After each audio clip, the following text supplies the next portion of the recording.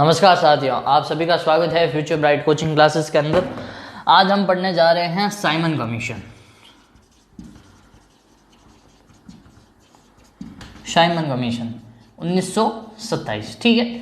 Simon commission की शुरुआत कब से होती है?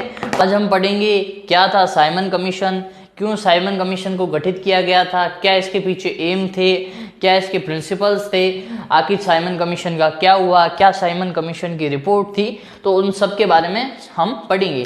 साइमन कमीशन पढ़ने से पहले अगर आपको याद हो तो हमने एक वीडियो बनाया था एक्ट ऑफ 1990, जिसमें हम Montagu and Chelmsford reform की बात की थी। Act of 1990, Montagu and Chelmsford reform, उस जो ये एक्ट लाया गया था उसके अंदर, ये अधिनियम लाया गया था, उसके अंदर एक प्रावधान था कि आफ्टर 10 ईयर्स, 10 साल बाद ये देखा जाएगा, यानी कि उस समय से 10 साल यानी 1929 में ये देखा जाएगा कि Montagu and Chelmsford reform कितना सक्सेसफुल रहा, कितना या फिर असक्सेसफुल रहा, असफल रहा, अगर इसमें क्या क्या खामियां थी और ये कितना लोगों की ज़रूरत के अनुसार उतर पाया, और जो खामियां थी वो सारी रिपोर्ट 10 साल बाद इस एक्ट के बारे में दी जाएगी। तो ये इसके अंदर एक प्रावधान रखा गया था कि 10 साल के अंदर ये रिपोर्ट लाई जाएगी, ठीक है। तो फिर 1927 के अंदर एक कमेटी बनाई गई। 1927 के अंदर, ये 1927 के अंदर ही बन गई कमेटी। तो आप बोलेंगे कि 1927 के अंदर क्यों बनी? 1919 से तो 10 साल होते हैं 1929 में। तो देखिए 1927 में ये कमेटी बनाई गई और इस कमेटी को 3 साल लगे और ये रिपोर्ट 1930 में दे पाए, ठीक है। तो इसके लिए मैं आपको बता दूं कि कोई भी चीज़ 1929 में सीधी नहीं, 1929 तक तो आपको ये रिपोर्ट पेश करनी थी, लोगों को दिखानी थी। तो 1927 के अंदर एक कमेटी बनाई गई। उस कमेटी के अंदर 7 लोग थे और सातों के साथ ब्रिटिश पार्लियामेंट्रीज थे, ब्रिटिश एमपी थे, मेंबर ऑफ पार्लियामेंट थे, और उन सातों का हेड था John Simon.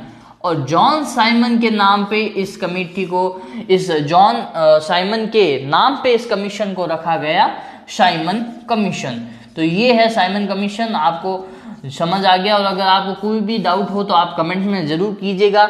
Simon commission John Simon के नाम पे रखा गया क्योंकि ये कमीशन का चेयरमैन जॉन साइमन था और जॉन साइमन के नाम पे साइमन कमीशन हो गया, ठीक है। 1919 का जो अधिनियम था उसमें ये प्रावधान था कि 10 साल बाद इसमें क्या सक्सेसफुल रहा, क्या चेंजेस लाने चाहिए, क्या रिकमेंडेशन हो, ये सब उस समय ये प्रावधान रखा गया था। उस प्रावधान के तहत 1927 में साइमन कमीशन का गठन किया गया। 1927 में साइमन कमीशन गठित हुआ और 1928 के अंदर साइमन कमीशन इंडिया के अंदर लैंड हुआ।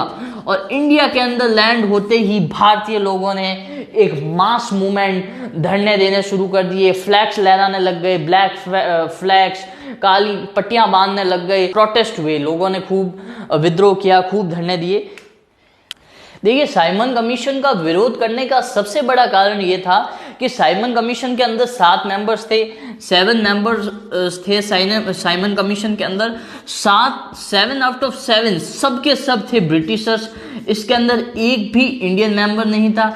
7 के साथ ब्रिटिश थे, ब्रिटिश एमपीज थे, ब्रिटिश पार्लियामेंट्रीज थे, मेंबर ऑफ पार्लियामेंट्रीज थे। तो भारतीय ने बोला कि हमारा देश है, हमारा संविधान है, और इसमें आपने एक भी भारतीय को नहीं रखा, नॉट इवन सिंगल इंडियन भी इसके अंदर नहीं था। आप कम से कम एक रख लेते तो भी हम संतुष्ट थे, आपने एक भी नहीं रखा। तो फिर उन्होंने ये बहाने दी कि हमने सोचा भारतीयों के अंदर इतनी क्षमता ही नहीं है कि वो कोई कमीशन के अंदर रह सके, उसका गठन कर सके, वो कुछ ऐसा काम कर सके। तो भारतीय बहुत नाराज हो गए। 7 में से 7 फॉरेनर्स, जॉन साइमन इसका चेयरमैन। तो भारतीय पूरी तरह नाराज हो गए कि आप हमारा ही कॉन्स्टिट्यूशन बना रहे हो, हमारे इतनी बड़ी चीज, कॉन्स्टिट्यूशन जैसी बड़ी चीज में आपने सभी बाहर के रख लिए, देश हमारा इसमें रहेंगे हम, तो उनको क्या पता कि हमें किस चीज की आवश्यकता है, हम कि कैसे संविधान के तहत रहना चाहते हैं। तो भारतीय कुछ तो नाराज हो गए। फिर 28 फरवरी 1928 में साइमन कमीशन इंडिया के अंदर लैंड हुआ और इंडिया के अंदर लैंड होते ही लोगों ने एक नारा दिया, साइमन गो बैक। ये नारा पूरे हिंदुस्तान के अंदर बच्चे बच्चे के मुंह पे आ गया, Simon go back, Simon go back. हर कोई ये नारा लगा रहा था, साइमन गो बैक। और पूरे इंडिया के अंदर मास प्रोटेस्ट हो रहे थे। लाला लाजपत राय ने इन प्रोटेस्ट के अंदर बहुत सक्रिय रूप से भागीदारी निभाई। लाला लाजपत राय की भी इस प्रोटेस्ट के अंदर, लाहौर के अंदर लाला लाजपत राय की भी इसके अंदर ही डेथ हो जाती है इस प्रोटेस्ट को करते हुए। लाला लाजपत राय की डेथ होते ही सब लोग नाराज हो जाते हैं, क्योंकि वो उस समय पंजाब के सबसे बड़े लीडर थे कांग्रेस के। लाला लाजपत राय उस समय सबसे बड़े लीडर थे क्रांतिकारियों के, और सभी लोग इसकी वजह से नाराज हो गए।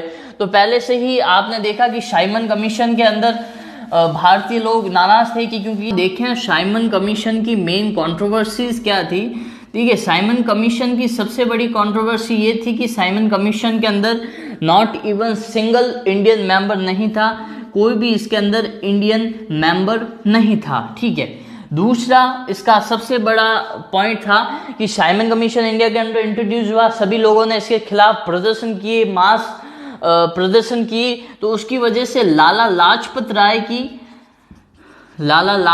राय की लाहौर के अंदर लाठीचार्ज के दौरान इनकी मृत्यु हो जाती है, और जिसकी वजह से भारतीय लोगों के अंदर और आक्रोश आ जाता है और गुस्सा आ जाता है, और सब भारतीय एक साथ खड़े हो जाते हैं, भले वो किसी मजहब के हो, भले वो कांग्रेस, मुस्लिम लीग, किसी भी राजनीतिक दल से हो, किसी भी पॉलिटिकल पार्टी से हो, सब लोग साइमन कमीशन के खिलाफ एक हो जाते हैं। तो ये दो सबसे बड़े नेगेटिव थे कि साइमन कमीशन जिसके लिए भारतीय लोग इकट्ठा हुए।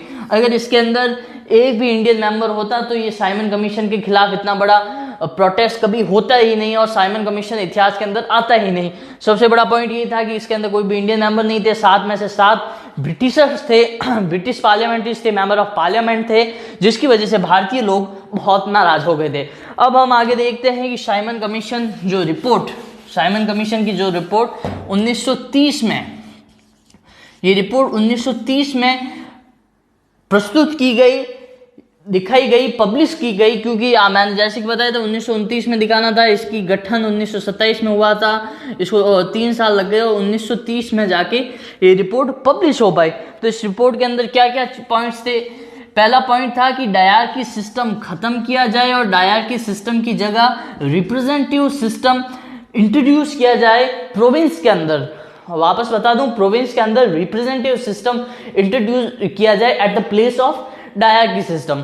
दूसरा कि कम्युनल इलेक्ट्रोल को रिटेन किया जाए, वापस ले लिया जाए, खत्म कर दिया जाए, क्योंकि भारतीय लोग भी यही चाहते थे, कम्युनल इलेक्ट्रोल वापस ले लिया जाए, क्योंकि कम्युनल इलेक्ट्रोल की वजह से जैसे कि भारतीय लोग थे, भारतीय लोगों के बीच दरार आ गई थी। जैसे कि एक गुट के ये लोग थे, इनको आप अगर 2 हिस्सों में बांट दोगे तो ये आधे आधे हो जाएंगे, और ये एक दूसरे के प्रति फाइट कर रहे थे, जिससे कि भारतीय अलग अलग बट गए थे। तो भारतीय ये चाहते थे कम्युनल इलेक्ट्रोल को पूर्णतः खत्म कर दिया जाए। तो ये था आज का साइमन कमीशन। आपको मैंने पुरजोर कोशिश की कि आपको आसान भाषा के अंदर समझाया जाए, कम से कम ऐसे टर्म्स का इस्तेमाल करें जो कि आपको समझ ना आए।